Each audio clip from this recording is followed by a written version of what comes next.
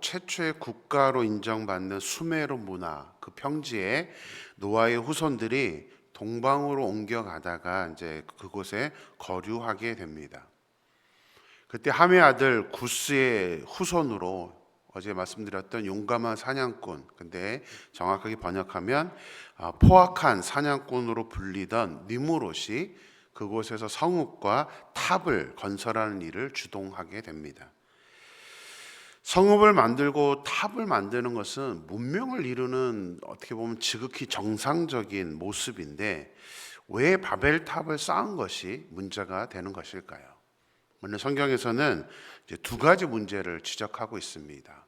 탑을 쌓는 것 자체를 문제 삼는 적은 없습니다. 근데 이들의 그 의도가 이제 문제가 되는데요.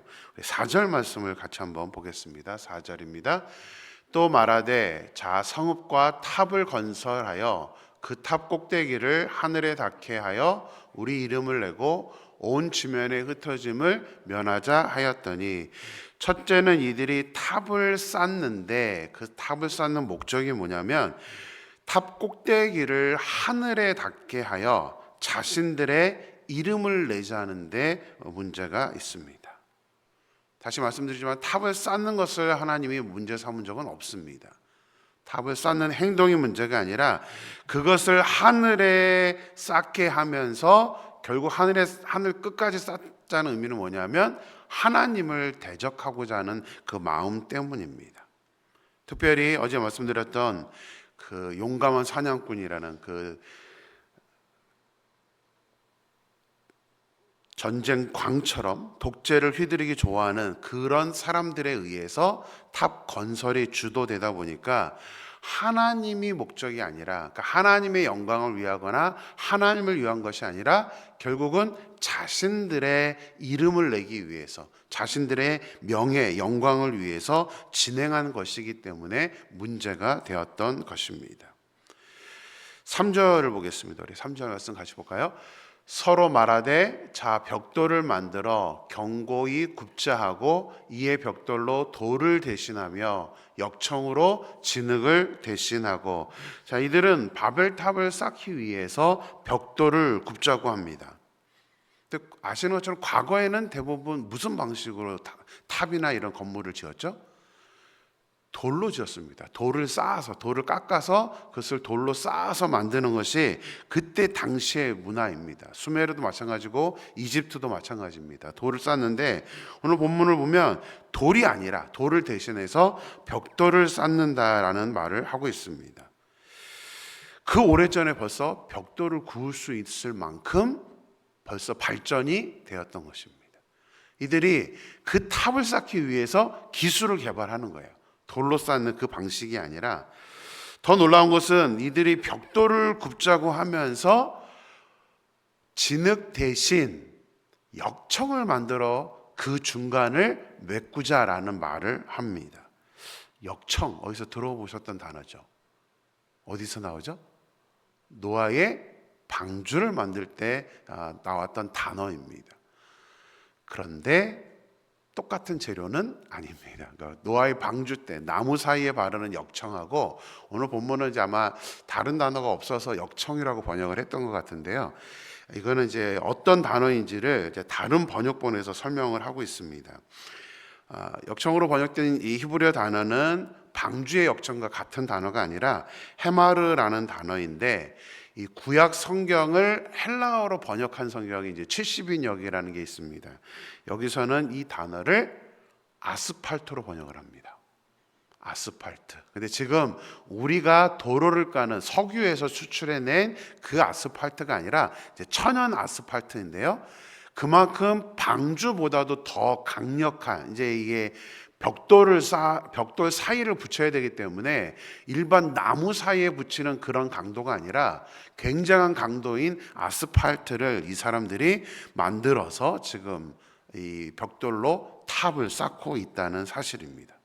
그만큼 이들은 바벨탑을 쌓기 위해서 상당한 건축수를 개발하고 있었다는 것을 설명하고 있고요. 그만큼 굉장히 이 바벨탑을 쌓는 것에 어떤 모든 것을 걸 정도로 지금 이들은 바벨탑을 쌓는 일에 심혈을 기울였다는 것을 우리가 이게 말씀하고 있습니다. 하지만 그들의 노력과 그들의 실력은 결국은 자기 이름을 내는 것에 불과합니다. 어떤 좋은 의도가 있는 게 아니라 자기들이 높아지고자 하는 그 마음밖에 없었다는 사실이죠. 이것이 첫 번째 하나님께서 바벨탑을 문제 삼은 이유이고요. 바벨탑을 쌓는 데 있어 이제 두 번째 문제로 지적하고 있는 것은 이들이 흩어짐을 면하려 하기 위해서 이렇게 바벨탑을 쌓았다는 것입니다. 일반적인 심리로 본다면 하나의 문화를 이루고 함께 사는 것은 좋은 일입니다. 근데 하나님은 이들에게 따로 명령한 게 있습니다. 노아의 후손들, 노아의 방주에서 나오자마자, 물론 이것은 처음 아담을 만든 이후에도 하나님께서 명령하셨고, 또 노아의 심판으로 인하여서 다시 새롭게 인류가 시작되었을 때도 하나님은 또다시 이들에게 명령한 것이 있습니다. 그 명령이 뭐였냐면 생육하고 번성하여 온 땅에 충만하라는 것이었습니다. 모여 살지 말고 최대한 흩어져서 거기서 더 많은 민족을 이루고 살라라고 하나님은 명령을 하셨습니다. 근데 이들은 그 하나님의 명령을 지금 정면으로 위배하고 있는 것입니다. 하나님의 말씀을 전혀 고려하지 않고 자기들끼리만 모여서 살기 위해서 지금 바벨탑을 쌓고 있었던 것입니다. 그럼 이들이 홍수의 심판을 벌써 잊은 걸까요? 사실 구스의 니므롯은 구스의 아들인데 그러면 벌써 2대밖에 되지 않습니다. 그렇게 오랜 시간이 홍수의 심판이 있은 후 오랜 시간이 흐르지 않았던 그런 상태인데도 이들이 홍수의 심판을 잊어서 하나님의 명령을 지금 위반하고 자기들이 마음대로 지금 이렇게 바벨탑을 쌓고 있었던 것일까요? 이들의 말을 보면 그것은 아니라는 것을 알게 됩니다. 온 지면에 흩어짐을 면하자. 이들은 하나님이 명령한 것을 알고 있죠. 같이 흩어져서 충만하라는 명령을 알고 있기 때문에 그것이 싫은 거예요. 하나님 명령대로 흩어지는 것, 또 심판을 그들이 잊어서 이 행동을 하는 것이 아니라 하나님의 명령을 위반하고 싶은 마음이 더 컸다는 사실입니다. 이들은 분명히 흩어짐을 면하자, 죽음을 면하자라고 말한 거 보면 홍수의 심판 이후에 하나님께서 또다시 자신들을 그렇게 할 수도 있다는 두려움은 갖고 있었습니다. 그것을 자기들끼리 힘을 모아서 극복하려고 했던 것이죠. 이들은 하나님께서 왜 홍수로 심판하셨는지 그 이유를 생각하지 않았던 것입니다. 인류가 타락하여서 하나님의 명령을 어겼다는 그것으로 인해서 심판이 왔다는 것을 이들은 전혀 생각하지 않으니까 다시 한번 하나님의 명령을 어기면서 하나님과 대적하는 사람으로 지금 타락하고 있다는 것을 다시 반복해서 죄를 짓고 있다는 것이 오늘 본문을 통해서 우리가 깨닫게 되는 안타까운 모습입니다. 특히 하나님은 이미 홍수로 심판하지 않겠다고 무지개를 선물로 주셨습니다. 그러면 비가 내릴 때마다 이들은 무지개를 쳐다봤을 것입니다. 그치? 저게 다시는 심판하지 않을 거야. 그 두려움을, 그 약속을 믿었다면 이들이 이렇게 하나님을 직접적으로 적대하는 일은 없었을 것입니다. 근데 이들은 그 약속을 믿지 않았죠. 하나님의 자기들을 죽일 거라고 믿었기 때문에 끝끝내는 대적하는 사람이 되었다는 것입니다. 이 같은 모습은 과거에만 있었던 일은 아닙니다. 지금 우리에게도 동일하게 일어납니다. 우리가 고난과 고통을 겪어보지 않는 사람은 없을 것입니다. 인생을 살아가면서 크고 작은 고난들이 우리를 닥칩니다. 우리가 그 고난이 오면 그때는 하나님께 매달려서 기도합니다. 하나님, 이 문제를 해결해 주세요. 지금 이 어려움을 극복할 수 있게 해주세요 하면서 하나님께 매달려 기도하고 그렇게 하나님께 열심으로 다가가는 것이 우리의 모습입니다. 그런데 안타까운 것은 그 고난이 이제 해결이 되고 평안과 안정이 오게 되면 우리는 또다시 죄악의 모습으로 간다는 사실입니다. 왜 그 고통이 우리에게 찾아왔는지를 잊어버리고 다시 반복해서 죄를 짓는 것이 우리들에게도 나타나는 모습입니다. 함의 자손들과 같이 반복되는 죄를 짓지 않도록 우리가 좀 평안해질 때라도 또 성령, 그런 상황이 우리가 올지라도 오히려 우리가 성령 충만하여서 예배로 일어나며 하나님과 동행하는 삶을 살 수 있는 저와 여러분이 되기를 주님의 이름으로 축원합니다. 자, 우리가 하나님의 입장이라면 말씀에 순종하지 않고 한 마음이 되어 바벨탑을 쌓고 있는 그 사람들, 인간들을 보면서 어떻게 그들을 효과적으로 진압을 했을까요? 저는 상상력이 이렇게 풍부해서 이런 질문들을 많이 봅니다. 저라면 어떻게 했을까? 바벨탑, 또다시 죄를 짓고 바벨탑을 쌓으면서 나를 대적하는 저 사람들을 어떻게 저들을 처리할까? 분명히 심판은 하지 않겠다고 약속을 했는데, 그러면 어떤 방법을 사용해서 저들을 진압할 수 있을까? 지진을 일으킬까? 여러 가지 저는 고민을 해봤습니다. 어떻게 하나님이 하셨을까? 아니면 주동자들만 딱 그냥 바로 거기서 뭐 벼락을 치든가 해서 경고를 줄까? 이런 생각을 해봤는데요. 오늘 본문은 이제 나옵니다. 하나님께서 어떻게 그들의 그런 행동에 대해서 하나님의 반응을 하셨는지. 자, 9절 말씀을 보겠습니다. 우리 9절 같이 읽을까요? 그러므로 그 이름을 바벨이라 하니 이는 여호와께서 거기서 온 땅의 언어를 혼잡하게 하셨음이니라. 여호와께서 거기서 그들을 온 지면에 흩으셨더라. 하나님은 우리의 생각을 초월해서 전혀 생각하지 않았던 방법으로 그들의 문제를 진압합니다. 그게 뭐였죠? 언어를 혼잡하게 하셨습니다. 그러니까 다 그때는 한 언어를 사용했는데 하나님이 뜬금없이 전혀 다른 언어를 사용하게 만드셨다는 사실입니다. 근데 하나님이 이런 방법을 인간들도 악용을 합니다. 우리 역사 속에서 너무나 잘 나타나고 있죠. 대부분 독재를 하는 사람들이 가장 잘하는 행동이 뭔지 아세요?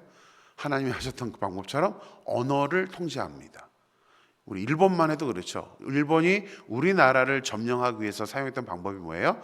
이름 바꿔버리고 우리나라 언어를 없애버리죠. 정체성을 없애버리는 겁니다. 그리고 일본어를 사용해야 하죠. 학교에서 일본어를 아이들에게 가르치게 하고 한글을 못 쓰게 함으로 말미암아 우리나라의 정체성을 없애버리고 일본화 시키는 것이 그 방법이었습니다. 일본만이 아닙니다. 대부분의 공산국가들, 제가 있었던 중국만 해도 그들이 제일 잘하는 게, 통제하는 게 뭐냐면 언어 통제예요. 말을 통제하는 것이 독재하는 데 가장 좋은 방법입니다. 이집트에서 자스민 혁명이라고 그 페이스북을 통해서 이런 혁명이 일어났었습니다. 그러니까 지금 중국에서도 하는 방법이 뭐냐면 중국 내에서는 페이스북과 유튜브를 볼 수가 없습니다. 구글도 되지 않습니다. 그러니까 해외의 어떤 민주주의의 생각들, 또 그런 자유의 개념들이 중국의 무분별하게 들어오지 못하게 하기 위해서 자신들의 독재를 위해서 이런 언론 매체들을 전부 다 통제를 합니다. 심지어는 자기들이 있는 검색 엔진이 있는데 거기서도 단어들을 통제합니다. 가장 흔한 예가 그 루샤오보라는 사람이 노벨상을 받았습니다. 근데 루샤오보라는 단어를 검색을 못하게 막아버렸습니다. 아예 노벨상 탔다는 것도 모르게끔 하기 위해서 언어들을 통제하는 것이 그런 방법입니다. 물론 하나님은 지금 이 언어를 혼잡하게 하신 것은 독재를 하기 위해서, 단순한 통제를 하기 위해서 그렇게 언어를 혼잡하게 만들었던 것은 아닙니다. 홍수 심판 이후에도 여전히 하나님과의 언약을 어기고 하나님을 대적하는 그 인간들을 다시 언약 안으로 회복시키시면서 하나님이 원래 원했던 것처럼 온 땅에 충만하게 하기 위해서 하나님은 언어를 이렇게 몇 개로 나눠버리고 그 언어를, 동일한 언어를 사용하는 사람들은 어쩔 수 없이 그 언어를 사용하는 사람들끼리 또 흩어져서 살게 하기 위해서 언어를 혼잡하게 만들었던 것입니다. 그런데 이렇게 언어를 혼잡하게 만들어 놨는데도 이들은 흩어지지 않습니다. 하나님의 어떤 의도인지를 생각하지 않고 흩어지지 않으니까 이제 어쩔 수 없이 하나님이 또 한 방편을 쓰십니다. 9절을 다시 한번 읽어보겠습니다. 같이 읽을까요?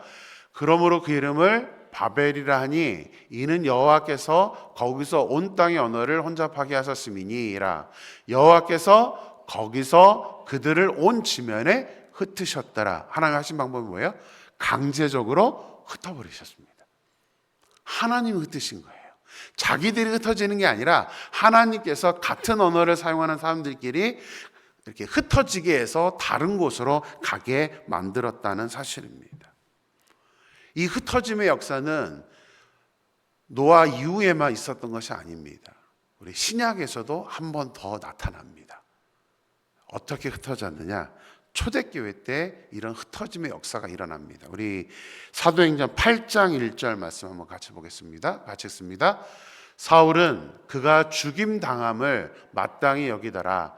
그날에 예루살렘에 있는 교회에 큰 박해가 있어 사도 외에는 다 유대와 사마리아와 모든 땅으로 흩어지니라. 초대교회에 우리 특세 때 했죠. 예루살렘 교회에 막 엄청난 부흥의 역사가 일어나서 예루살렘 교회가 굉장히 크게 성장을 했습니다. 근데 하나님이 그 예루살렘 교회를 흩어버리십니다.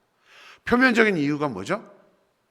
교회에 큰 박해가 있어서, 로마의 어떤 박해 때문에 흩어졌다라고 본문은 설명을 하고 있는데요, 이것은 표면적인 이유입니다. 구체적인 이유는 그 사도행전 앞장에서부터 이제 시작이 됩니다. 사도행전 6장을 보면 예루살렘 교회가 부흥을 하면서 사람들이 많아지다 보니까 교회 안에 어떤 문제가 일어나게 됩니다. 우리 6장 1절 말씀 같이 보겠습니다. 같이 읽습니다. 그때에 제자가 더 많아졌는데 헬라파 유대인들이 자기의 과부들이 매일의 구제에 빠짐으로 히브리파 사람을 원망하니. 자, 이게 무슨 말이냐면요, 제자들이 많아졌대요. 근데 이제 제자들이 많아지면서 교회가 부흥하다 보니까 교회 안에 재정적으로 어려운 사람들, 특히 이제 과부들이 있었습니다. 네, 헬라파 유대인들이 자기의 과부들이 매일의 구제에 빠진다, 봉사에 빠진다는 개념이 아니라 그 대상자, 재정을 받는, 도움을 받는 그 명단에서 또 그 이름에서 빠져버리니까, 제외돼 버리니까 이제 히브리파 사람을 원망했다. 그러니까 헬라파 유대인들, 히브리파 유대인들로 서로 나누어서, 편을 나누어서 지금 원망을 하는 일이 발생을 하게 됩니다. 자, 행정을 하다 보면 얼마든지 실수가 있습니다. 그러면 그 팩트, 어떤 사람들이 그 구제를 돈을 받아야 되는데 그것을 받지 못하는 그거 문제만 갖고 이야기하면 됩니다. 그럼 다시 조정해서 그 구제를 해주면 문제는 해결되죠. 저들도 진정으로 원했던 것은 구제를 받는 거지 싸우는 게 아니었습니다. 근데 싸우는 거예요. 행정을 풀 생각하는 게 아니라, 대화를 하려고 하는 것이 아니라, 가장 큰 문제는 뭐냐면 너는 유대 히브리파, 우리는 헬라파 하면서 편을 나눠버린 겁니다.